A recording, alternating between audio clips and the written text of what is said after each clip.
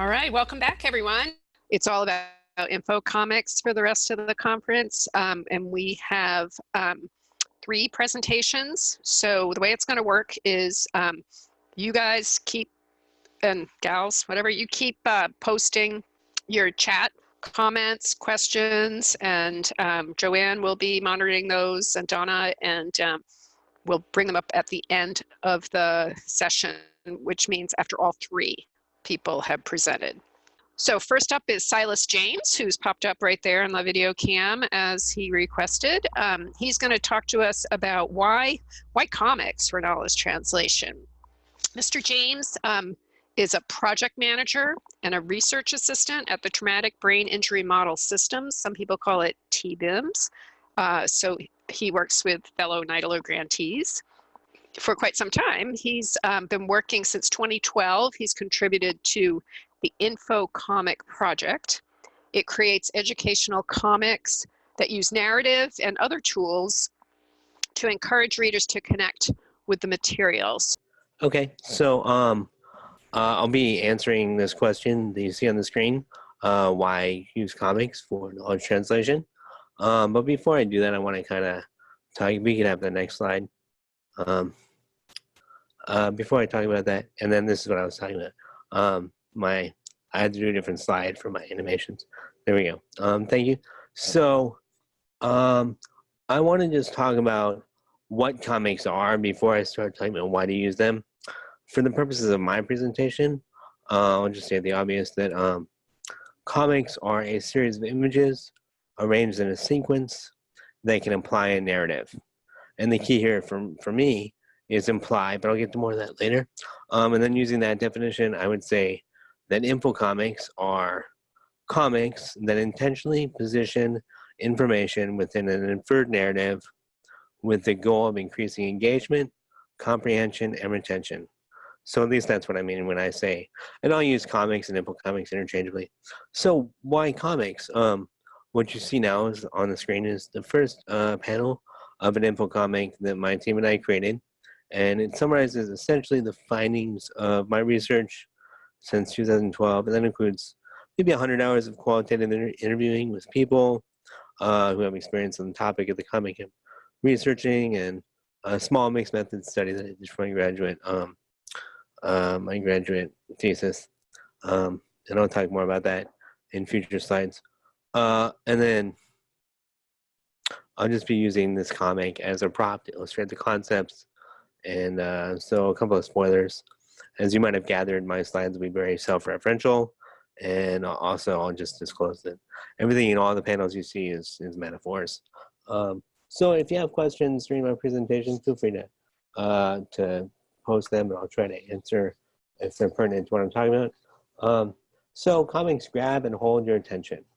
If you imagine a table covered with fact sheets and there's one comic, your eyes would naturally go to the comic. Because your eyes are drawn to novelty. So for obvious reasons, comics end up in people's hands more often than fact sheets, and more easily. And on that note, we can never bring enough comics to the presentations at conferences, and we always run out before lunch. So not only do comics capture people's attention, they deliver information in the way that people like to consume it. Marketing research has found that people prefer to inform their consumption with visual representations of products as opposed to verbal descriptions of them. Or, in other words, people would rather see pictures of things than read descriptions of them. And think about, have you ever tried to put together a piece of furniture that you bought at IKEA? And can you imagine trying to do that with just a description? There's a small bag with 4 screws, find the 4th hole in the panel marked for the day. You know what I'm saying? So the study I did, it was a small study with an N of 18, and one of the clear things that the study was 18 and divided people into 2 groups. 9 people got a fact sheet that discussed headaches after brain injury, and 9 people got the same information but only as an infocomic. And after we completed the research, each group got the material that they did not see it first, and then we asked which mode they would prefer to receive the information in. And about 80% of people said they would prefer the comic to the fact sheet. And it didn't break down by age. A lot of people assume that the younger people prefer comics. But in fact, one of the youngest people in the study, 18, he said he preferred the fact sheet. And the majority of people over 50 or 60 said they preferred the comic. So not really a conclusive result there, but an indication that they're not broken down by age. So comics are accessible. There's been a lot of discussion about accessibility, and this to me is one of the biggest things. So having a chronic condition is really stressful for a lot of reasons. There can be changes in people's physical abilities, changes in your social status, your place in your family, economic changes, especially in this country. Economic burden of a chronic condition is huge. So all these things together are disease burden, and they can collectively act as a barrier to the acquisition of new information. And that's not just something that people with a chronic condition experience. That can also be something that caregivers, family members, friends, basically anybody close to somebody with a chronic condition can experience disease burden. So there's a couple of advantages that comics have. They can help mitigate these barriers. First, pictures communicate a lot of information, so we need less words to deliver a message. Obviously, less words also means that translating to another language is easier. Because comics use sequential images, we can position information within the implied story. You can also think of it as a matrix, where relative time relative to other elements is something that we can manipulate, or order. It's a dimension. We can leverage relevant to other elements. So the sequential narrative can also act as a framework that will help with retention of information. Or in other words, a story is a mnemonic device. I like to compare it to trying to remember a series of random words as opposed to remembering a whole sentence. And obviously the sentence is easier because it's one thing. So that's kind of how a story works in helping couch information and make it more retainable. And I'll talk more about that in later slides. Comics show and tell. So at the risk of stating the obvious, comics, especially the ones we make, they don't all, but the comics we make use both words and images to convey messages. And this is important because our brains engage with both of the different things in different ways. So when I look at this picture, I don't see just a collection of lines. I see people sitting in seats on an airplane, and you maybe recognize Desi, our narrator from previous panels. And we see all this immediately. We take in images as gestalts, so we see the whole thing at once. But there's also words that your brain recognizes as symbols and separate from the image. And words are processed by our brain sequentially. So you decode the meaning of the symbol, and then you take the next one and take the line. So you probably saw immediately what was happening in this panel. But I've just now finished reading the text and realized that it just says the same thing I just told you.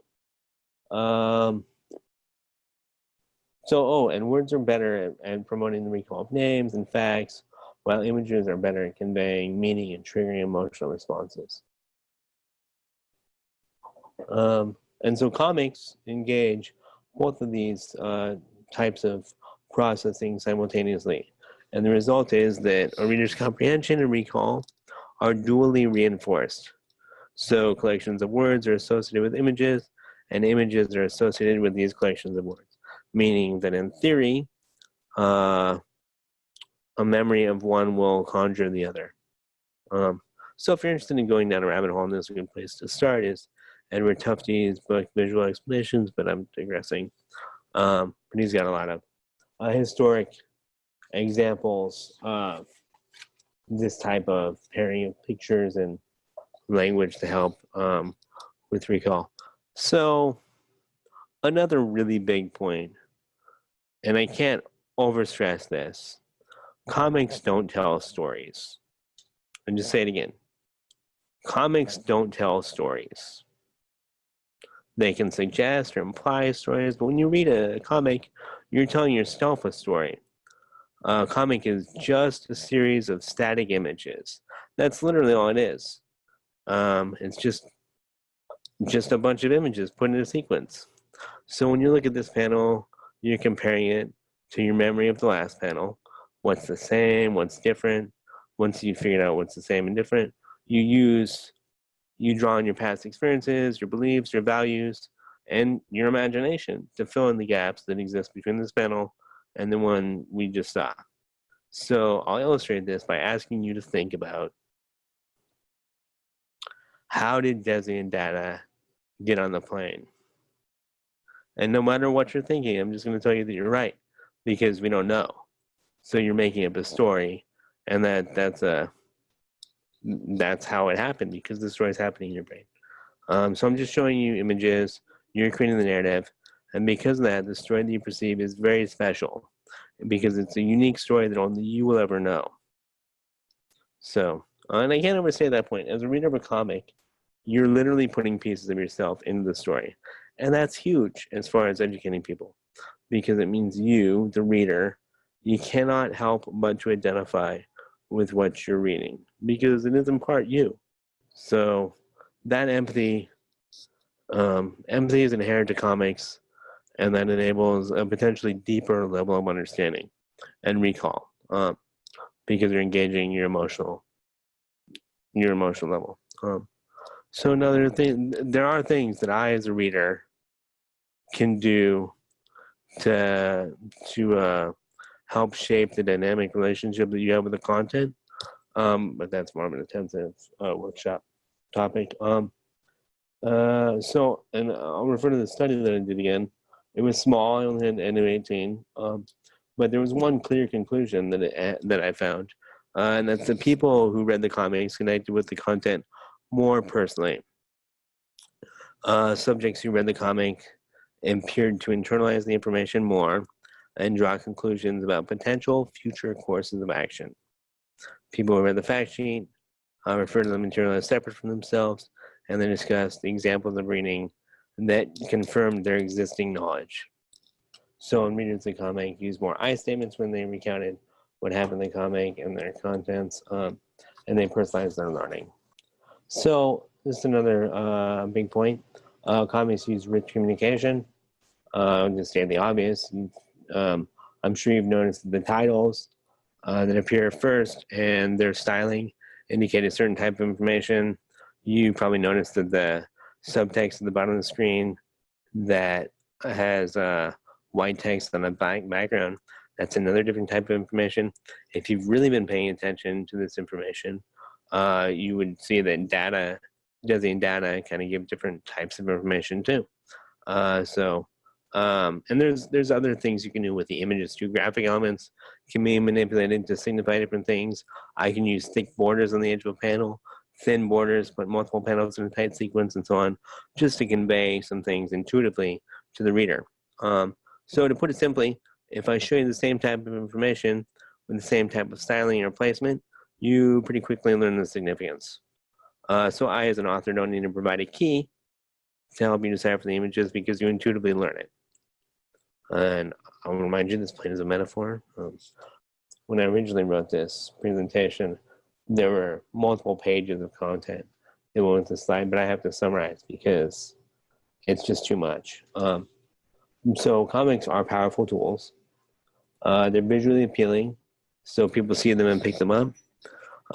Because of the reasons I talked about, they make information more easy to consume. They also can help create more durable memories. So for these reasons and many, many more, comics are a great tool for conveying information to people who lack context, have barriers to the acquisition of new information, like low literacy, limited time, or disease burden. They're just useful tools for delivering interventions or even disseminating results of your research in highly accessible ways. So my team and I love to talk about comics with you, and this is really just the tip of the iceberg. I can talk for a long time. And I firmly believe that comics can help make any type of material, specifically research, intended to help shape people's behavior more accessible and more effective. There's no one-size-fits-all solution. It's definitely hard to make things look easy. So if you're interested in talking more, please please do take down my information and reach out if you have questions or just want to talk about a project that you think comics might work for. Feel free to get in touch with me. Also, you notice that this comic is written at kind of a higher level than you would use for most consumers of health information, but it's all because I'm gearing it for a different audience. If you want to see comics written at a level, I think we write it like 8th grade or 7th grade level, most of the comics. You can also see at the website at the bottom of the screen there, comics.tbi.washington.edu. You can see our other work. And that's my presentation. Back to Kathleen. Thank you. Wow, Silas, that was super interesting. And kudos to you for talking about a lot of high-level concepts without too much jargon. I was very impressed by that. So I'm sure I will be equally, if not more, impressed with our next presenter, Wendy Strobel Gower. She will be presenting on how using comics to define concepts. So she is a senior extension associate and a program director at Cornell University's K. Lisa Yang and Hock E. Tan Employment and Disability Institute in the School of Industrial and Labor Relations at Cornell University. She's also project director for the Northeast Americans with Disabilities Act Center, which is a project funded by our funder, NIDILRR. And another NIDILRR project she directs is Diversity Partners. She holds a master's degree in rehabilitation counseling from the Medical College of Virginia at Virginia Commonwealth University, commonly referred to as VCU. So Wendy, I'll turn it over to you. Thanks, Kathleen. We were just going to talk about how we use comics in a kind of a survey that we did to define some key concepts. And I am sad to have to follow Silas because I really would like to learn a lot more from him, and it would be more interesting than having me talk. So with that, I'll get started. I apologize to the audience. Measurement is always important, Wendy. That's why we invited you. So just to give you some context, the Northeast ADA Center was doing some qualitative and quantitative research on implementation of Title I in small business. And we were doing this because we had heard anecdotal evidence that there wasn't really a lot of knowledge in the small business community about disability and about what it means to have people with disability working with you. The problem that we found was that when we asked some simple questions about, do you have people with disabilities working for you? Have you ever accommodated anyone? They didn't understand that terminology, and they would always answer no. So in order to create kind of a common script for people when we did the survey portion of our research, because we did the qualitative inquiry followed by a quantitative inquiry, and I always get those two words mixed up. We didn't want the same thing to happen where there was confusion with our research subjects in the qualitative study because we weren't there to explain anything. So we needed to establish a common understanding for some of the concepts that we were asking about. What we did was a really simple comic, and we did it just to explain a definition. So the first comic that we did was, what is disability? And it's basically a manager and an HR person talking about the ADA and how he knows that it applies to to small companies, but he doesn't see how he has to worry about it because he obviously doesn't have anyone working for him who has a disability. So the HR person explains that, yeah, so not all disabilities are obvious. And then he starts thinking about, oh, okay, so maybe I do have some people with a disability. And much like Silas said, we're trying to lead people in a direction, right? We're trying to get them to think about something without having that judgment in place that says you didn't know. So it's this guy in the comic that didn't know. It's not those managers. And that's what's really a great thing about comics, is we can convey these ideas and say many people don't know without, you know, pointing fingers. We also did a similar comic for reasonable accommodation. So there's a few very complex concepts that are wrapped around reasonable accommodation.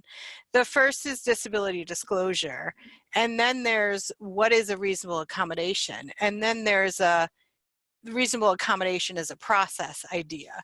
So we wanted to have one simple comic that kind of laid that whole process out for people. So when we say, has anyone asked you for an accommodation and have you accommodated them? There's some context for that question. Disclosure is really hard for people to recognize when it's not something that they live every day. So the manager says, Sylvia told me she's having trouble reading small text on a computer. And then the HR person says, oh, hey, that's disability disclosure. And that's just a really great way to say, here's a simple example of something that managers hear all the time, but can't classify. And then she says, well, she's disclosed to you, she probably needs an accommodation. And here's how we get started in that process. So it's just, again, the real simple approach to explaining a complex concept without putting any blame on the small business owner or manager, without making them feel bad about themselves. What we found when we did our survey, because we did ask if these helped at all, because we were skeptical. It was the first time we had done something like this. But John McKenzie, who I guess spoke to you guys earlier, I'd done a session with him, a 2-semester session with him on knowledge translation, and he said, no, this actually works. And so we're like, let's try it. We found that the comics were actually very helpful. 69.5% of the people we surveyed said they were very helpful, and another 25% said they were somewhat helpful. And really only 1.6% of people said that they weren't helpful at all. And for us, what that meant was the amount of space it took up in our survey was well worth dedicating to that comic to explain those concepts. We're going to continue using comics to do some of this work, but more in our informational products. And they won't be long comics. We want to use 1 to 3 panel comics to just get people thinking about a topic and wanting them to learn more. So we're going to do these Dear ADA, which is Dear Americans with Disabilities Act, teasers with single panel lead-in, and use that in social media to get people interested in our topics. And then we're also going to expand those single panel teasers into 3 panel comics to begin to introduce those complex issues. And we'll back those up with more traditional written information. So that is our plan. That's okay, my disclaimer's not in there, but it is developed by a grant. So thanks to NIDILRR for giving me the space to do this. So with that, I'll turn it back to Kathleen. Okay, so next up, we have a presentation, Comics from a Young Adult Point of View. So that will link in very nicely to Lisa LaChance's presentation, perhaps in the discussion with Janet Walker and Mary Beth Welch. Janet Walker, PhD, she's a research professor in the School of Social Work and the Regional Research Institute at Portland State University in Oregon. She serves as director of the Research and Training Center for Pathways to Positive Futures. The center, and she directs a lot of other projects, they aim to improve outcomes for older adolescents and young adults with serious mental health conditions by developing and evaluating interventions based on principles of positive development and recovery, as well as by improving organizational and system capacity to implement and sustain effective interventions through workforce development and the use of fidelity and quality assurance tools. Back to that point we've been trying to stress about how much we value measurement here at the Center on KTDRR. Now, her co-presenter, Mary Beth Welch, is a peer support training specialist in that Pathways Research and Training Center. Ms. Welch also has lived experience as a young person in the mental health, foster care, and special education systems. So she's been able to use those experiences to guide her work, both as a youth peer support specialist and as a peer support specialist trainer. I did want to mention Owen Swifter is not going to be co-presenting, but he is involved in the center's Infocomics work as a multimedia freelancer. He works on animation, web design, graphic design, illustration, and 3D modeling for creative and practical applications. So with no further ado, I'm going to pop off this camera and we'll get going with Janet talking about comics from a young adult point of view. Well, thank you, Kathleen. This is Janet speaking. We already had introductions, but just wanted you to see a little bit of our, I guess, personalities there. One of the things that we encourage and love about working with young people is that we feel licensed to have fun. And so we try to do that when we can. And I think that's part of what has led us to the work on the comics. Mary Beth, did you want to add in anything here? Not yet. Okay, very good. So we are actually going to be talking about our comics and another set of tools that we are just calling e-learning tools. They're sort of a grab bag a little bit at this point, but they're based on kind of comic engagement aspects as well. So you'll see those later on. At the Pathways Research and Training Center, we have always had kind of like, now we have, well, actually Mary Beth just recently quit. She moved to Idaho, but she has been with us for quite some time. We have full-time and part-time young people on staff who have had significant experience with mental health and related services. And they're engaged in all aspects of our research and also in our training projects. So as you heard from Kathleen, Mary Beth participates and with other young adults takes the lead in doing some of our training, some of our main training activities actually with providers in order to help them work more successfully with youth and young adult population. And one thing that I personally have always loved about the Research and Training Center mechanism is the fact that they actually fund dissemination. So part of the mission and what we're actually being paid to do is to develop engaging materials to translate what we're finding out in our research or best practices more generally in the field and make that accessible to various stakeholder groups. So the young people that we have had on staff saw a role for comics in this work and really wanted to use the comics and these other e-learning tools, as you'll see in a minute, to address some of what they see as kind of the main issues of that are problematic with mental health services and systems. And that this all kind of stems from recognizing that young people who are in systems don't really see mental health issues the way that providers, researchers, and funders do. And just to give you, I think, of what is a really good example, when we respond to our call for proposals, the language in the proposal is, first of all, children with serious, serious emotional disturbance. So that's one of the population. So children, even though we're tasked with basically 14 to 18. So they're children and they're seriously emotionally disturbed. So that's one piece. And then young adults with serious mental illness. So as you can imagine, it's not really relatable for young people. I think the other thing is that the story of treatment or the story of being a person who experiences a mental health condition is just really not the same as the story that's kind of told.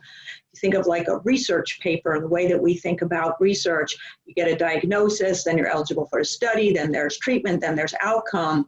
Again, not really, doesn't feel like life to young people. So, more typically, youth and young adults often do not feel like they relate to the diagnosis that they've been given. Often they don't really agree with it. Many young people in our studies have had multiple different diagnoses over the course of many years. And you won't know this unless you go to read the comic, but our main character in the comic, we haven't even said anything yet about a diagnosis. And where we've been working on him for about a year. We know about what he experiences. So we also didn't want to lead with how great treatment is, since many young people have had what they consider to be a lot of bad experiences with treatment and systems. So what we really want to do is sort of talk about mental health issues just as a part of life, and to emphasize the things that are key for young people in their lives that contribute to positive mental health, including friends, supportive adults, pets, exercise, getting out, doing stuff, etc. So it's kind of different from the idea of an infocomic in that we're not really trying to get specific information that people retain, but going back to what Silas said about that issue of creating empathy with the characters, I think that is really a huge part of what we're trying to do. So if we just looking back to the slides, obviously we're looking at life and life with a mental health challenge from the perspectives of young people. We really want to sort of show what kind of does and doesn't support them in life from their perspective. We want them to be funny and engaging. And we'll talk a little bit about this later, but we want them to be easy to integrate into professional development activities so that providers could use them in a staff meeting or something. And we've been creating these so-called study guides to go along with the comics. Focus on everyday life, and treatment is not the starting point. So I think Mary Beth was going to chime in here a little bit about the process of creating the comics and anything else she feels like adding. Yeah, so basically the way that we went about creating this was our team has a lot of peers who have lived experience in the mental health system and have gone on to be peer support specialists to work with youth who are currently experiencing the youth mental health system. And so we have a lot of lived experience combined that we would kind of have a meeting and kind of brainstorm, like, what are some of the big pieces that, or even like things that might seem small from the outside, but can have a really big impact as young people are starting to engage with the mental health system or starting to try to transition to adulthood while also navigating their own mental health. And so we came up with ideas. We have a couple of characters where there's one where it kind of is like, wow, this would have been helpful. And that's neighbor Mike. He'll be mentioned in a second. And then also recognizing, as Janet mentioned, like different supports, like having pets and sometimes having to make choices that are the best for you in that moment, but adults in your life might not necessarily agree with, such as skipping school. Different things show up in the comics instead of coming from an adult's provider type's perspective of like, clearly you should not skip school, so we're not going to have our main character skip school, kind of a thing. And so we would put that all together, come up with a script, and then send it to Owen and see what he could do with it for drawing it. And he's come up with some really fantastic ways to navigate when we put like too much text into it or too much information, to try to integrate it in a more visual way so that it is more of a, you're experiencing the situation of the comic instead of just having to read all of the text and be told step for step what is going on. Thanks, Mary Beth. Excellent points. So I'm just going to quickly go through just sort of talk about some of the things and the different issues of the comics that we've had. So we have 3 that are complete. Each of those is, several pages of multi-panel stuff. I don't really know how you count these things. So they're like little mini stories. And the first one really focuses on natural supports. It introduces James as our main character. He's got the blue hair. Jarvis is the dog. And in full disclosure, I have a dog named Jarvis who is just about as pesky, but also as fun as that dog. And also Mike, the neighbor, as Mary Beth mentioned, and sort of touches on, how to ask for help, who's sort of around that can be helpful. A little bit of role playing goes on. We don't actually ever label it as role playing. What asking for help can look like, and of course, how a pet can be supportive, because we're all big pet advocates. In the next issue, called Not So Good, James has to go to the school counselor where he has what is kind of like not the greatest experience. I'm really like this panel that we just sort of pasted on there from the work that Owen did, because he did a great job of integrating a whole bunch of words, but you don't really have to read them. The words are just sort of there as this swirl that is kind of demoralizing James as he's sitting there in the chair in the counselor's office.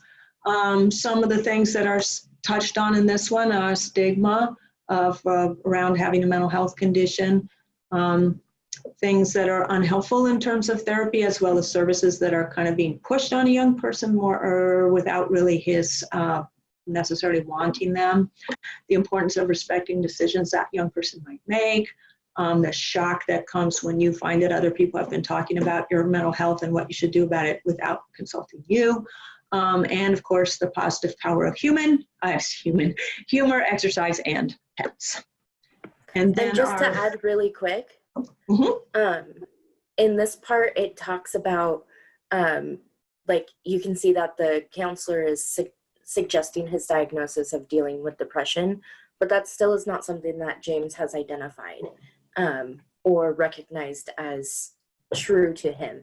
So we try to really make that distinction. Yeah. Okay. And then our third one, the next panels or slides, sorry, I'm getting my terminology mixed up. In this one, we just are out and about in the community and really talking about the fact that people, even if they might need help, they don't always want it. Sometimes they really don't want it. And the importance of connections with friends and, of course, pets.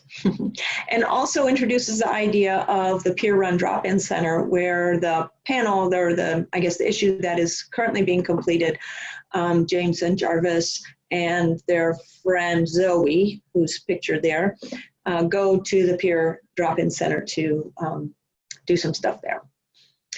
So next slide, please, I think takes us to the e-learning tools. And Mary Beth, feel free to add anything more about the comics and then talk about the tools that we've been developing. Okay, so I think Janet mostly covered the comics. I'll mention that along with the comics, we do have study guides for each comic that we make. And I'll be touching on that in a little bit more in a second. But that is part of this e-learning tools part as well. So like Janet mentioned earlier, we try to make pretty engaging like dissemination tools so that everybody can know what we're learning or what we're bringing in and understanding, so that it's not just like we're doing this research and it stays with us. We want everybody to know this stuff. So these e-learning tools are meant to engage with multiple audiences of people and really kind of provoke thought around whatever subject that they are on. And we try to make them so that they are quick to engage, like quick to look at, quick to engage with, and then also provide, again, study guides so that there can be deeper engagement as well if wanted, so that it can be a part of a training without taking up an entire meeting time. But it can be part of it, and then maybe it could be a one-on-one professional development thing between like a provider and their supervisor, kind of a thing. This could also be used by people on their own, testing it out, what they know, and maybe they go through it a couple of times if they want to. So we have various different e-learning tools, and on the next slide we can dive deeper into one of them. So this young man's name is Gerald, and this e-learning tool is where you kind of practice being a provider working with a young person who is working on a goal, or at this point the goal that he's working on is trying to figure out what classes to take. So you walk through the different, like a conversation with him, and you make choices on what to say. So the white dialogue box is Gerald's dialogue. The yellow dialogue boxes are your choices to make as a provider on how you want to respond for him. the way we have it set up is we ask that everybody who is taking that training click on maybe not the best choices first. So go through the two that you're like, no, that's not what you want to actually say. And then after you click on one, it pops up with the diagnosis, quote unquote, of like whether or not that was the best choice that you could make in that moment, and then maybe why. And it shows Gerald's reaction as well. And then it kicks you back to this screen and you make the other choice. And so then you can go through and learn what are some common tripping points for engaging with young people around services, around goal setting, around planning for their future. So in this instance, Gerald is saying, I'm stressing out about what classes to take, and I really need to get that figured out. I don't want to take any classes I don't need. So if we choose a not the best response, let's go with the bottom one. As a provider, I click on, I'm hearing that you're stressed out. Why do you think that is? Then you see a not as good response from Gerald where he gets frustrated. So we see that like he says that he already tried that, providers offering a suggestion, or there we go. So this is where Gerald's unhappy because you're, as the provider, you chose to say like, why do you think that is? And so instead of really engaging with him about trying to figure out the classes, he's like, did you even listen to me? And so the diagnosis, quote unquote, is the provider is reflecting the emotion, but is using quote unquote therapy speak kind of way that many young people don't like. So instead of listening to what Gerald has to say, they're taking it off track to talk about feelings instead of actually working on this problem. So then with this one, it kicks you back to this screen so you can pick on another choice. And so then you choose the second best choice. And so that would be, in this situation, I think it's pretty easy to go on the college website and see what you need to take to graduate. There we go. And that's where Gerald shows that he's frustrated and says, do you think I'm stupid? I already tried that.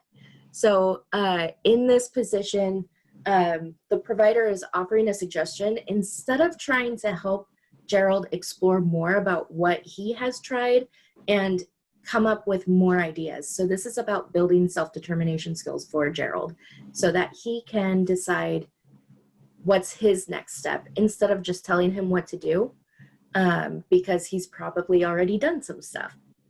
Then you choose the best choice that you think it is and say something like, oh yeah, I remember in my last term of college, I found out about a class that was required for my major and I didn't even know about it. What do you think you could do to help with figuring out the class situation? And so with that, you see Gerald is kind of like, okay, I feel heard. So I'm not sure, I already checked online, but I can't figure out how many credits I have that are counting towards my major. The information is totally confusing.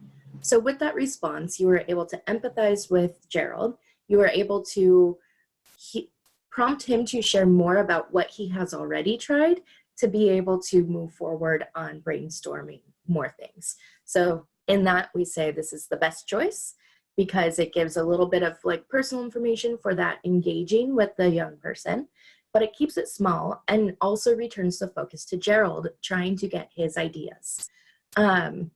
Oftentimes, providers are taught not to talk about themselves, and that's okay advice, but it's also really helpful to have a little bit of yourself put into that so that you are also, there's that back and forth instead of just you telling a young person what to do. And it also normalizes that maybe what the young person is going through is difficult for a lot of people, and that can really, really help with engaging with young people. So this is a small kind of token of the training that that is about. Sometimes you pick a choice and you see that it's like really not a great choice for Gerald. And so he gets really upset and he's like, do you think I'm freaking stupid? Like, I've been on the department's website like a million times. So in this, we also have the comment of like, maybe don't remember to respond to Gerald's suggestion of contacting the advisor. And then provider is also offering another suggestion that sounds somewhat like they're encouraging Gerald to take the lead, but they really aren't. So it really shows kind of the pitfalls of what can come up when you're working one-on-one and not being as leading or as guiding and more leading with the young person you don't want to be as leading. I love these e-learning tools and I suggest everybody goes through them. So I'm horribly biased because I love them. But yeah, Jana, do you want to add anything about this e-learning tool specifically? No, it's just that this is, it's actually fairly complicated to do these things, but they're very flexible and you can put any kind of content and make the branching and the logic and the patterns and the roots through be anything that you want. So yeah, I think they're super powerful. People have reacted very, very positively towards this tool in particular, but all of the e-tools that we've had. Definitely. So as I mentioned earlier, we also make study guides for the comics and the e-learning tools.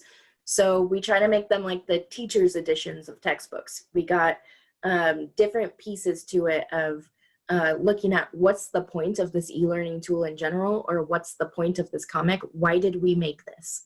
And then things to kind of keep in mind as you're going through engaging with the material. And then also discussion points in case this is being gone over with a group, and then reflections as well, things to maybe consider within yourself of your own practice growth, and then other resources that can help with learning more in depth about whatever topic we're talking about. So we like to put out a lot of resources, and so sometimes one of our tools can point to another one to go a little bit more in depth. So this really kind of helps also temper when we want to put all of the information in a comic or all of the information in an e-learning tool. We can make a study guide to go alongside it so that people can dive deeper into it and engage even more with it if they want to, or it can be used one-off on its own. Janet, do you have anything to add about that part?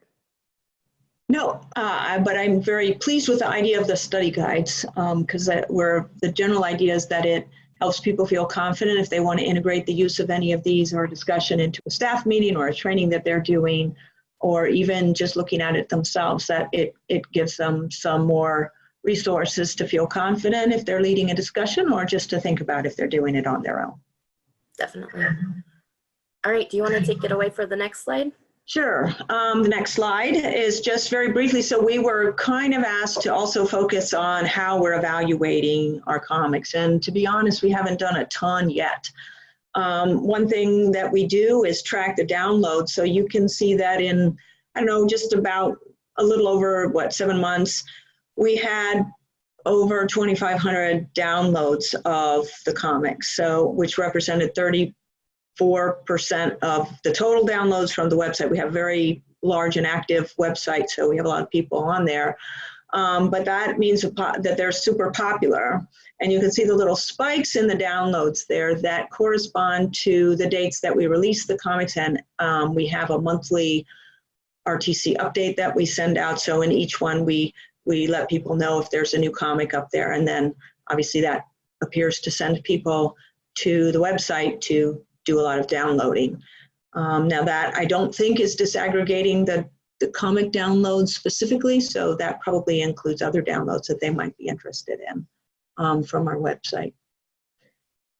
We also do, next slide, I think a fairly crude kind of annual survey that we do, where we have a pop-up that occurs during the month and ask people to respond about. It gives them an option from the 10 top downloads and, have you used this one, etc.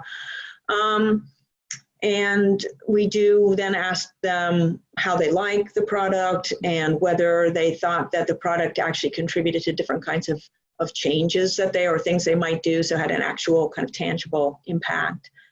And we do have kind of a lottery type incentive system for, I think it's $100, 1 in 100 people wins $100, etc. One thing, of course, is it's a small, obviously, number of people that respond relative to the number of downloads that we get. So it's not super scientific. Sometimes we get some good suggestions from it. But I would be particularly interested in general to hear people's thoughts on whether they have really clever ways of evaluating the comics. I liked hearing about Silas's study. I think we could come up with something like that too. But I think that is kind of the end. If people are interested in seeing any of the comics, you can put Pathways RTC into your search engine and it'll spit out our website. There's the full actual address down there. And that, I believe, brings us to the next slide, which is asking for questions. And I think we're actually at the questions part because our funder slide is the one after that. So I'll turn it back to Kathleen. Yeah, that's it. Sure. Thanks, Janet. So you are correct. We are at the point of our discussion. So we have a lot of people here that will be part of the discussion. So if you presenters, yep, thanks Silas for turning on your camera, and Wendy and Janet. Okay, so there's also been a lot of chat and discussion, so much so that I started trying to group these questions offline and look and see what kind of themes were coming up in them. So one of them is a question of meaning, right? So I think it was Terry Dunneman pointed out, it's great to think about how, well, he was, Silas, it was you in your presentation, you made the point that the comics, because they have both text and images, it's dual channel communication, so they make memories more durable. So I was thinking, well, that's, you know, obviously really important when the point of the comic is to convey specific information. As Terry was pointing out, Delta Airlines now uses an animated cartoon and comic to describe seatbelt use, emergency exits, oxygen masks. So I was thinking, yeah, you know, it's really important that people understand how to use those things. There's actually a right or a wrong way to use that seatbelt. So Silas, you know, just to kind of play devil's advocate, do you think that there are limits to comics because they do allow for that kind of alternative interpretation as part of what I understood as one of your theses of what you were presenting? Yeah, I mean, that everybody makes the story that makes sense to them. So how do we deal with this question of meaning when there can be sure. deliberate ambiguity of interpretation? So yeah, like you're saying, the deliberate ambiguity, but there's, I guess, to put it simply, I can adjust how much space I put between panels. Like ideological space, I can show very tight actions and say, okay, so this person walked down the street, and show every panel of them walking by. There's a tree, there's a fire hydrant, and then you see it's a very tight sequence. Or I can say they get out of their car, and the next time you see them in a store, and so your brain fills in the gap. And so you kind of do that with the plot. Like the more you leave to the reader, the more interpretation you leave. So what we do, all the comics that I make are about chronic conditions, mostly TBI, but different effects of traumatic brain injury. And so I kind of just frame this story around the common symptoms that are universally identifiable, and then I just leave, like, a lot of times you have people in an ambiguous office, or having trouble with a copy maker that is a universal experience. So we can kind of use milestones that are pretty universally identifiable. But yeah, there's limitations. But if you target your audience right, and I do a lot of pre-research before I write a comic, a lot of human research, so I have a relevant story that I convey to people. Just looking at some of these other another theme in the comments was the value that the comics have of creating, ironically, both empathy, that people can identify with the images, but also at times, like Wendy, you talked about how the images can be, oh, that's not me who doesn't understand disability, it's that other small business owner. So do you find that you can, you know, any tension in that, or how did you all deal with that? Do you want people to identify with it or not? Well, I think Or- in disability research, there tends to be the socially acceptable response that people tend to tell us what they think they should tell us, right? So we want people to recognize that discrimination and stigma is a thing, and even if they themselves don't feel like they're doing it, that it is a thing that happens. And I don't know to what extent it eliminates the socially desirable responses, but it is an attempt to placate feelings of, well, I would never do that, even though they probably are. And in our comic, we actually, Jarvis is one of the characters that frequently does what we might consider wrong. I think a lot of things that are maybe not always super helpful to young people are things that are really offered in the best intentions, and people want to be helpful, but sometimes it's just not quite the right kind of help. And Jarvis is always actually trying to tell James what to do. So I think in a way it spans that friction in a humorous kind of way. I could add something too if it's okay. So with people kind of walking the line between identification and distance, in this conversation, I'm thinking about one of our comics, the recent one we did, a series about chronic pain after brain injury. And I try not to, in these comics, label how people got injured, because I know it's sensitive about disability and people don't want to be defined as their injury. But also, so in this 4-part series we did about chronic pain, it was relevant to show the illustrated car accident. And I noticed that in movies, a lot of times they'll pull back the camera when there's a car accident happening. It kind of makes you feel more removed from it. So that's what we did in a 3-panel sequence.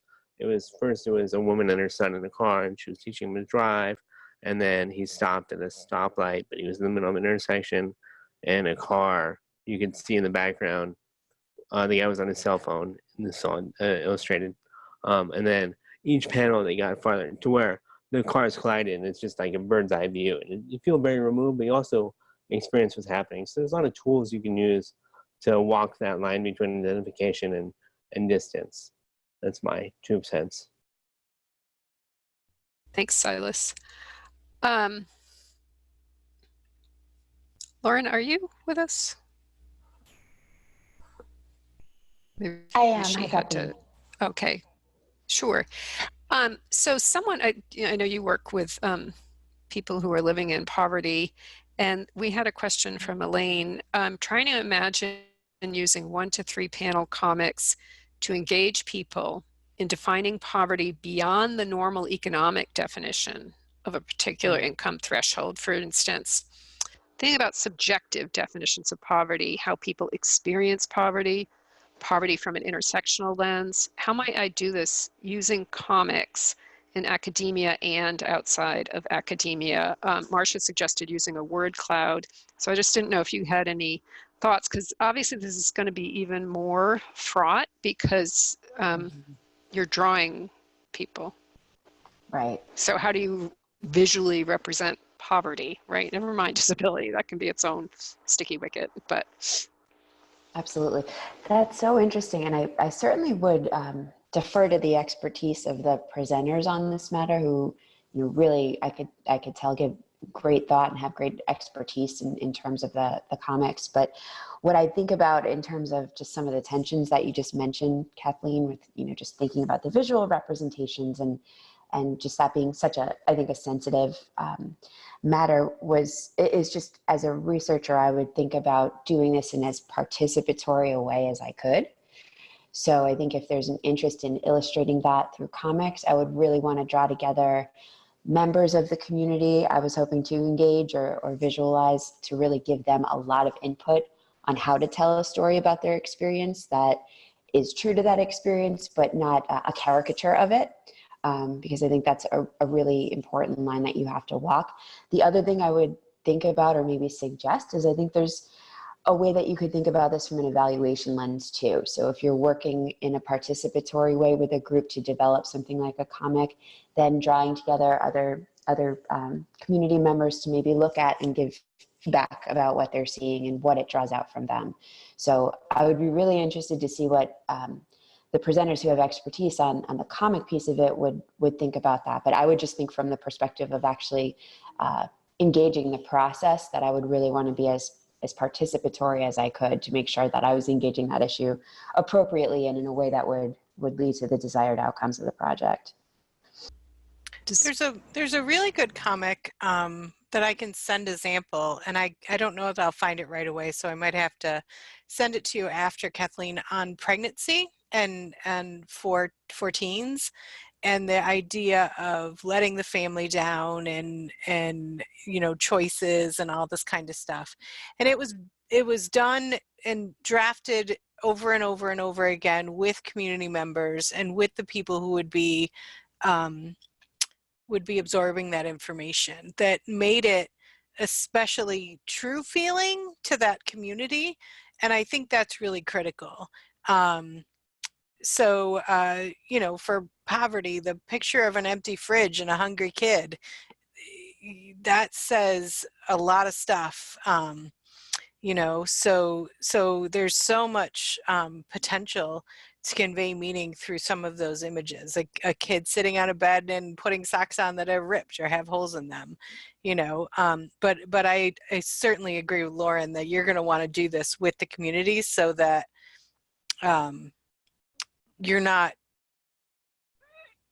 putting out stereotypes or creating more damage than you are information. Yeah.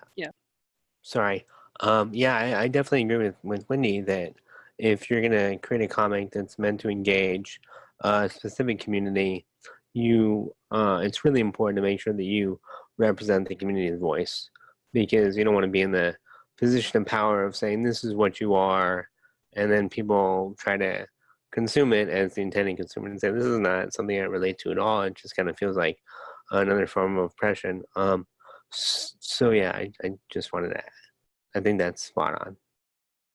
And of course, ideally, actually, the artist is from the community when possible.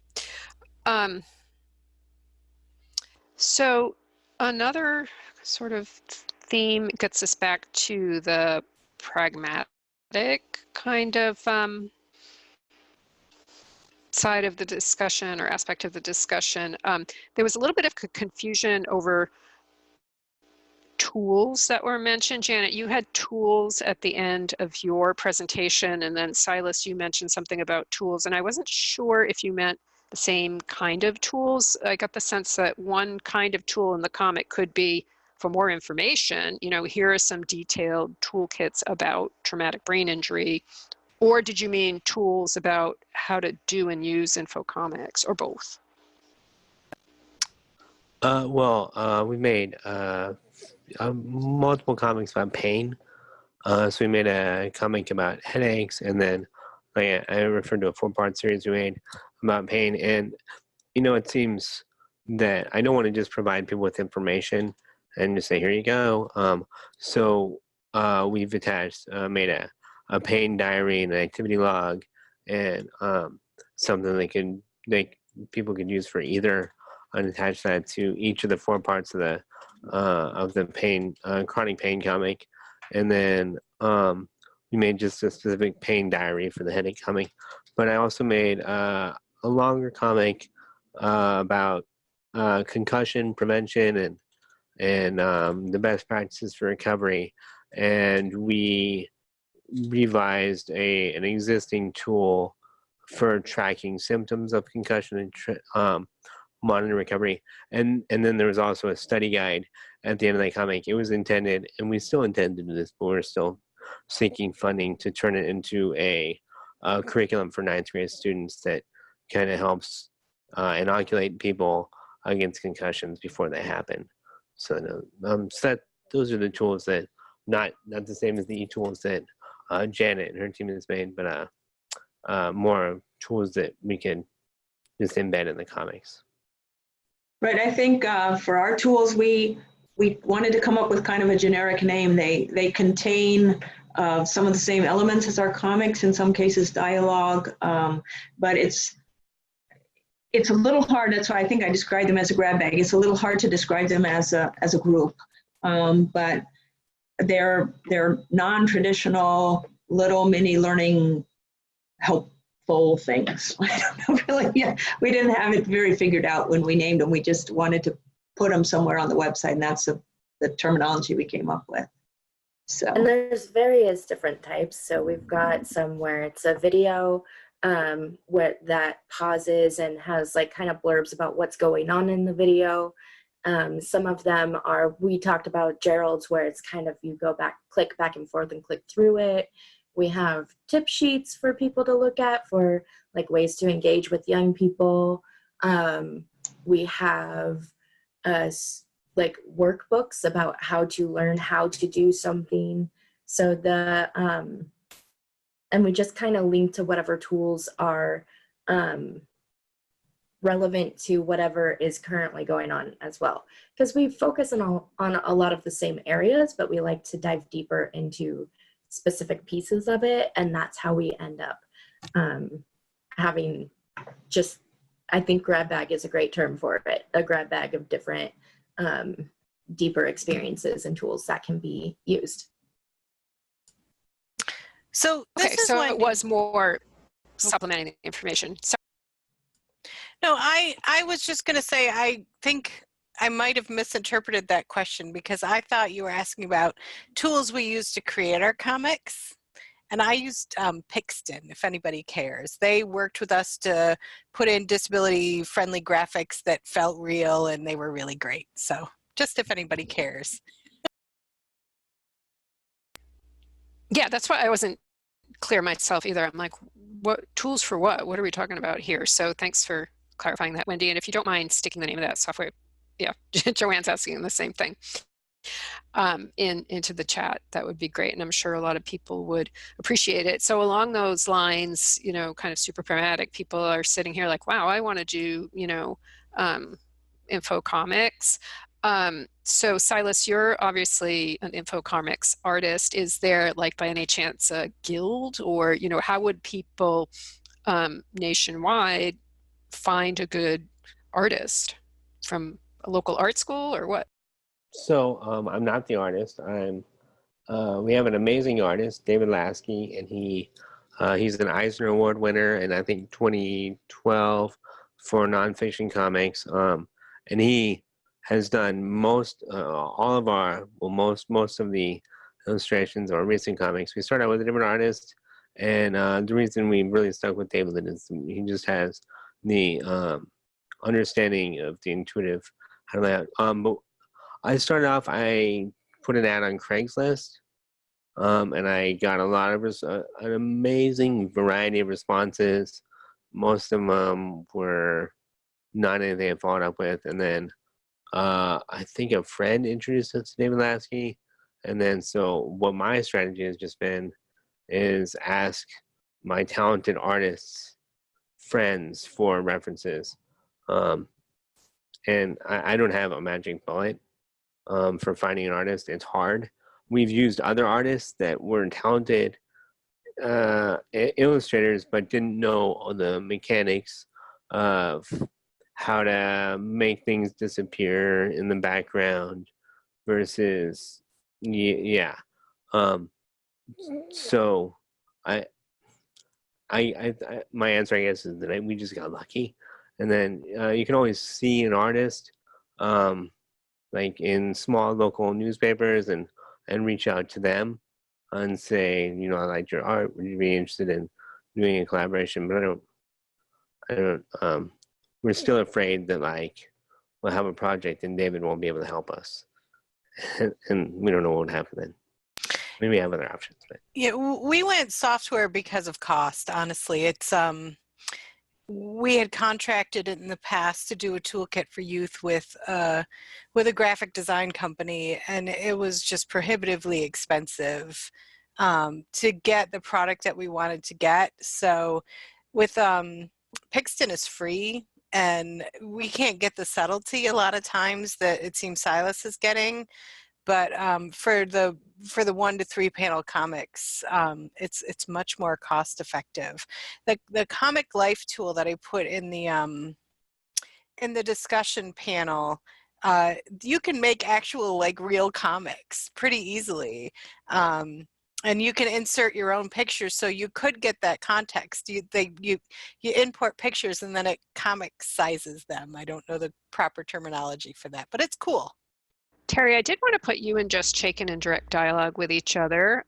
Terry was suggesting that Infocomics would be a great tool for vocational rehabilitation, and how about if there was some kind of putting out of this message to that audience. And then I think for NIDILRR grantees, Jess, that might be NARIC that would do that, but you pointed out, we're not, if I understood your comment correctly, that's you wouldn't do that. So how, I'll let you guys talk to each other. Right? Yeah, no, this has been absolutely wonderful. And I was thinking, well, I've got to steal most of this stuff. So, in the time-honored tradition. Yeah, the piece of how do we, it's the usual, it's that classic knowledge translation piece, sort of even backing it up. But this, I consider myself as sort of up to date on things. I am not seeing, and I think maybe the panelists saw my comment, but for those online, and they can clearly correct me, but I am not seeing hardly any state or public VR entities that I'm most familiar with using things like comics or graphic design as a way to convey information. They're getting a little bit better about certain things, but this whole, they might be using pictures a little bit to some of what we talked about earlier today, but I'm not seeing this piece. And so we're in that, we've got to let people know it's out there. Sending them to the site could work, but it's almost taking this panel presentation and showing it to a bunch of people of what's possible and what it looks like and those types of things. Particularly since most of the examples, particularly Wendy and Mary Beth's examples, were clearly geared towards populations with disabilities. And even Mary Beth, but even the ADA piece of how do we talk to employers about that we're looking to talk to find opportunities for our clients to work there, and often the myth is, well, I'm going to have to put in $20,000 for an elevator. It's not that, and the panel about accommodation I thought was very good. So that's, I'll let Jess talk a little bit as well. This I think is very, very interesting, and I think VR agencies would be responsible. I just don't think it's ever dawned, I shouldn't say it quite like it's never dawned on them, but how to find that intersection between comics and getting people to do things. And Silas had a good comment in the panelist piece as well. So just want to say thanks to everyone for joining us this week and this year. We do this every year. We'll be here in 2020, October 26th, 28th, and 30th, and with a popular theme of social media strategies and impact. If you don't like that idea, fill out our evaluation. There's plenty of room for you to tell us about what else you would want to see or to give some nuance to that. I will say we read every single word. We go over with our project officer line by line, all of your evaluations. We're very interested. Please let us know. And when you're done with that, your job is to have a wonderful weekend. So we look forward to being together with you next year. Thanks so much to all of you.